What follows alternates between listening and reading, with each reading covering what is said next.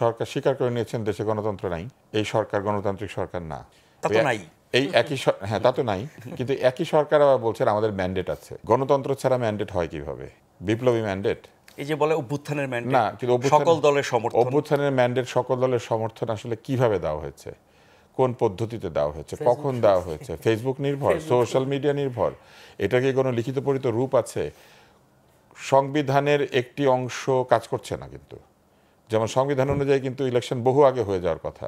সংসদ ভেঙে দেওয়ার কতদিনের মধ্যে নির্বাচন হবে এটা বলা আছে। হতো যদি স্বাভাবিক অবস্থা থাকে। অস্বাভাবিক অবস্থাটা তৈরি করেছে কে? অস্বাভাবিক কি অবস্থা বিরাজ করছিল যে জন্য নির্বাচন পিছিয়ে যাচ্ছে বা নির্বাচন হচ্ছে না? অস্বাভাবিকতাটা কোথায়?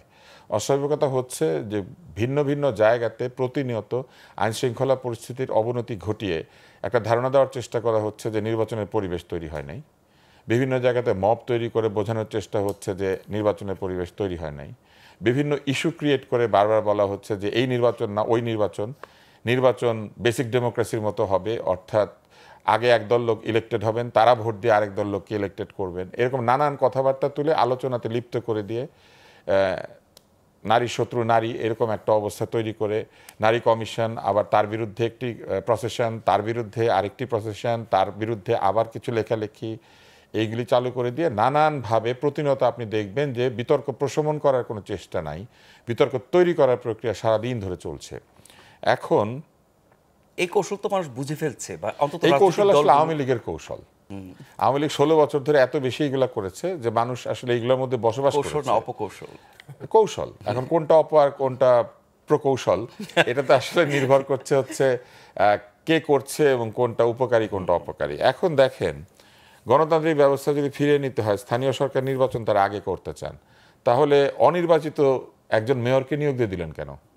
ঢাকা সিটি কর্পোরেশনের মেয়র উত্তরে তারা একটা তদবির করে দিয়ে দিয়েছেন, যার বিরুদ্ধে এখন আবার প্রসেশন শুরু হয়েছে।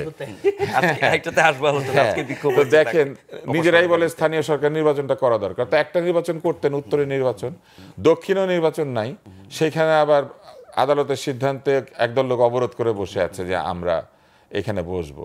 মজার ব্যাপার হচ্ছে যিনি এই পদটি চাইছেন, মেয়াদে উনি নির্বাচিত হলে এখন ওনার মেয়াদ শেষ হয়ে যেত না, এর মধ্যে শেষ হয়ে গেছে। ওই মানে শেষ হয়ে যেত, নির্বাচিত ঘোষণা করা হয়েছিল সেই সময় থেকে। হ্যাঁ, সেই সময় থেকেই তো ধরতে হবে, তাহলে তার মেয়াদ শেষ হয়ে গেছে।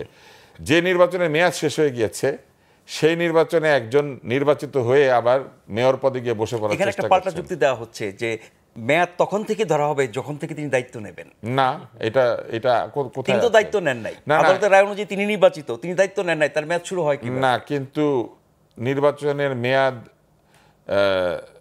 নিয়ে যে যুক্তিটা দেওয়া হয়েছে, আদালতের বিরুদ্ধে কিছু বলতে চাই না, কিন্তু এই ধরনের ঘটনা তো আগে ঘটেছে। এবং সেই ঘটনা ঘটেছে কিভাবে আমি বলি, আনিসুল হক যখন মারা গেলেন তারপরে মেয়র পদটা কিন্তু শূন্য ছিল না, উপনির্বাচনে আতিক সাহেব গিয়ে বসে পড়েছিলেন। তো আতিক সাহেব যে উপনির্বাচনে অংশ নিলেন, তাহলে তো সরাসরি একজনকে নিয়োগ দিয়ে তাকে আবার 5 বছর দিয়ে দেওয়া যেত, তাহলে নির্বাচন হয়েছিল কেন?